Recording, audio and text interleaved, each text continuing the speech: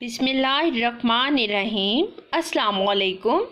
Welcome to Hopeless Medicos. उम्मीद करती हूँ आप सब खैरियत से होंगे। आज हमने जो टॉपिक स्टार्ट करना है वो है एंजाइम्स। इसमें हम क्या क्या डिस्कस करेंगे, एंजाइम्स क्या होते हैं, फर्स्ट हम ये देखेंगे, उसकी क्लासिफिकेशंस को डिस्कस करेंगे और फिर हम एंजाइम में आगे फाइटो एंजाइम्स और enzyme obtain from animal source, ये सारे हम देखेंगे one by one. First, enzymes आपके पास क्या होते हैं। एंजाइम्स आपके पास बायोलॉजिकल कैटलिस्ट हैं जो क्या करते हैं, इंक्रीज़ कर देते हैं रेट ऑफ केमिकल रिएक्शन को। ये आपके पास प्रोड्यूस होते हैं लिविंग ऑर्गेनिज्म पर लिविंग ऑर्गेनिजम्स। क्लासिफिकेशन क्या है एंजाइम्स की, एंजाइम को 3 क्लासेस में क्लासीफाई किया गया है। फर्स्ट क्लासिफिकेशन किस बेस पे की है, on the basis of reaction they control. Second आपके पास on the basis of site of action and on the basis of nature of substrate. First हम जो डिस्कस करेंगे वो है आपके पास classification on the basis of reaction they control.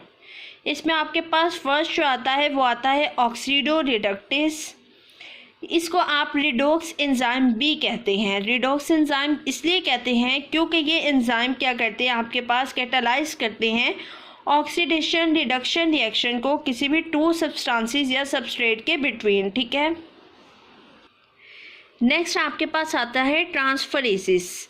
ट्रांसफरेसिस enzyme की बात करें तो ये वो एंजाइम है जो कैटालाइज करता है ट्रांसफ़र ऑफ फंक्शनल ग्रुप्स, जैसे फॉस्फेट है, अमाइनो है, असाइल एंड मिथाइल, एक मॉलिक्यूल से दूसरे मॉलिक्यूल में ट्रांसफ़र करना।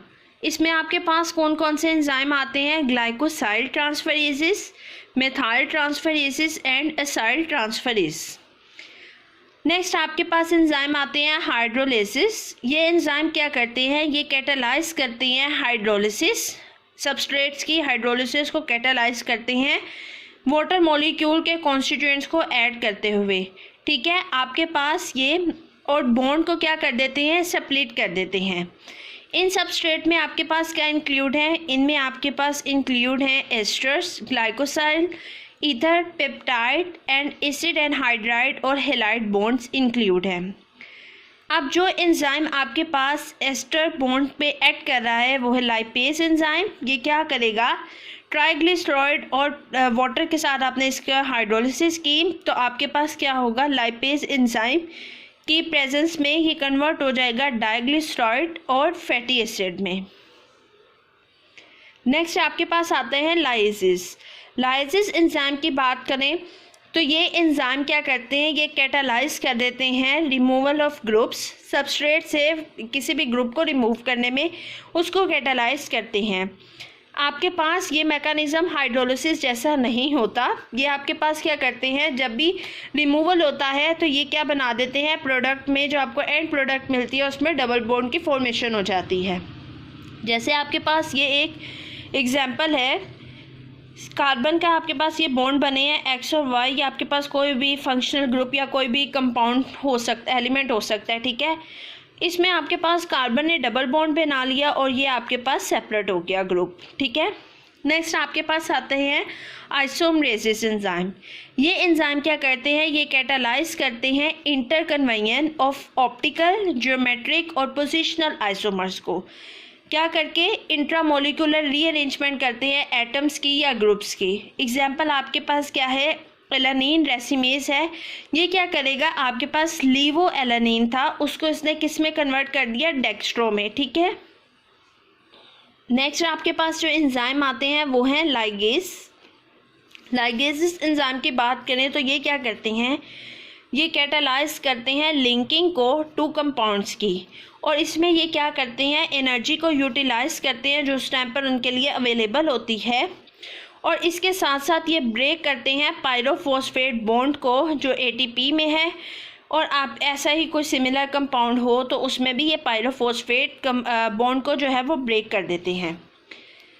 एग्जाम्पल क्या है इसकी, आपके पास enzyme catalysing formation of carbon sulphur bonds, आपके पास एसिटाइल को एंजाइम सिंथेटेज है, तो ये क्या करेगा, आपके पास एटीपी है, एसीटेट है और को एंजाइम ए है, इनका आपने जब रिएक्शन करवाया तो क्या हुआ, acetyl co enzyme A synthetase की प्रेजेंस में एटीपी जो है वो कन्वर्ट हो गया एडिनोसिन मोनोफॉस्फेट में, और यहाँ पर आपके पास आ गया पायरोफॉस्फेट और एसिटाइल को एंजाइम ए।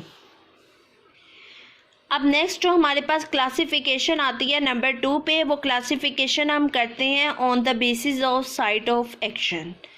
इसमें आपके पास 2 एंजाइम इंक्लूड हैं, endo enzymes and exo enzymes. Endo enzymes की बात करें तो नेम से आपको पता चल रहा है जो एक्ट करते हैं विद इन द सेल, ठीक है, जहाँ पर ये प्रोड्यूस होते हैं वहाँ पर ये एक्ट करते हैं। इसमें क्या इंक्लूड है, मोस्टली प्लांट एंजाइम्स इंक्लूड है, और ये एंजाइम्स क्या करते हैं, ये कैटालाइज कर देते हैं मेटाबॉलिक रिएक्शन को सेल के। आपके पास इसमें कौन कौन से एंजाइम्स इंक्लूड है, सिंथेटेज, आइसोमरेज एंड फॉस्फोरिलेज, ठीक है। नेक्स्ट हमारे पास आते हैं एक्सो एंजाइम्स। एक्सो एंजाइम्स ये भी नेम से आपको पता चल रहा है, catalyse useful reaction outside the cell, वो inside, endo inside the cell and exo outside the cell. ये आपके पास एंजाइम जो हैं ये आपके पास ज़्यादातर बैक्टीरिया में आपको मिलते हैं या फंजाई में, और ये एक्ट करते हैं chiefly as a digestive enzyme, ये कैटालाइज कर देते हैं ब्रेक डाउन कॉम्प्लेक्स सब्सटेंसेस के सिंपलर वन में, ठीक है। जब आपके पास कॉम्प्लेक्स कंपाउंड जो है वो सिंपलर में कन्वर्ट हुए तो वो रेडली एब्जॉर्ब हो जाते हैं सेल से। Such enzymes are digestive in function, आपके पास एग्जांपल क्या है, प्रोटीएज, लाइपेज और अमाइलेज।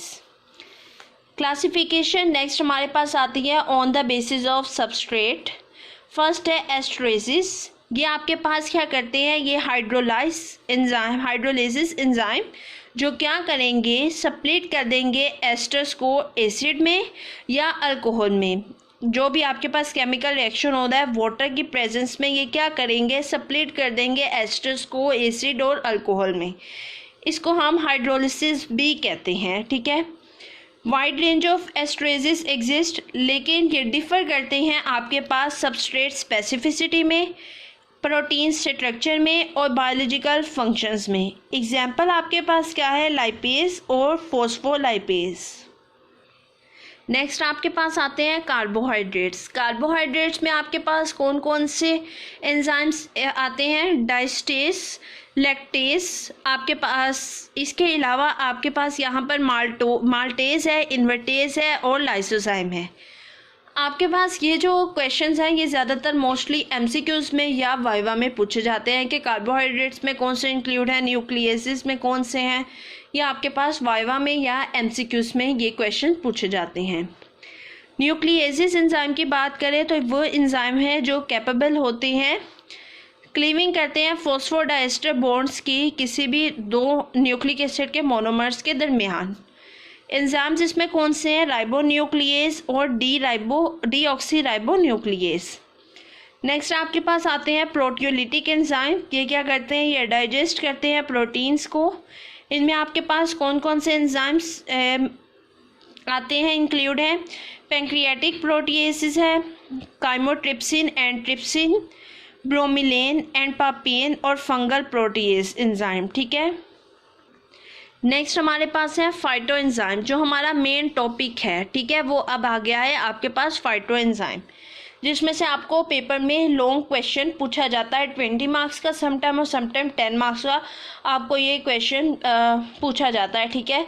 या होता है कि 10 मार्क्स का आपको एंजाइम आ गया फाइटो एंजाइम और 10 मार्क्स के एंजाइम आ गए हैं आपको एंजाइम जो हम ऑब्टेन करती हैं एनिमल सोर्स से। फाइटो एंजाइम्स क्या होते हैं, फाइटो एंजाइम्स ऐसे एंजाइम हैं जिनको हम प्लांट से ऑब्टेन करते हैं, ठीक है, जिनका ओरिजिन क्या है, वो प्लांट है, ठीक है, वो उनको हम कहते हैं फाइटो एंजाइम। फाइटो एंजाइम्स में आपके पास यहाँ पर जो हम डिस्कस करेंगे वो ये 3 हैं, माल्ट एक्सट्रैक्ट है, पापेन है और ब्रोमिलेन है, ये आपके पास आते हैं फाइटो एंजाइम्स में, ठीक है। ये 3 फाइटो एंजाइम्स हैं। फाइटो एंजाइम्स एक बार फिर मैं रिपीट कर रही हूँ, फाइटो एंजाइम्स आपसे पूछा जाता है वाइवा में भी और ये पेपर में भी क्वेश्चन आता है। ऐसे एंजाइम जिनको आप कहाँ से ऑब्टेन करते हैं, प्लांट से, जिनका ओरिजिन क्या है प्लांट, उनको हम कहते हैं फाइटो एंजाइम्स। आगे इनमें जो एंजाइम्स इंक्लूड है उनको हम 1 बाय 1 डिस्कस करेंगे नेक्स्ट लेक्चर्स में। और थैंक यू सो मच। अगर आपका कोई भी क्वेश्चन है या आपका कोई भी सजेशन है देन कमेंट बिलो, और please like share and subscribe. Thank you so much. अल्लाह हाफिज़।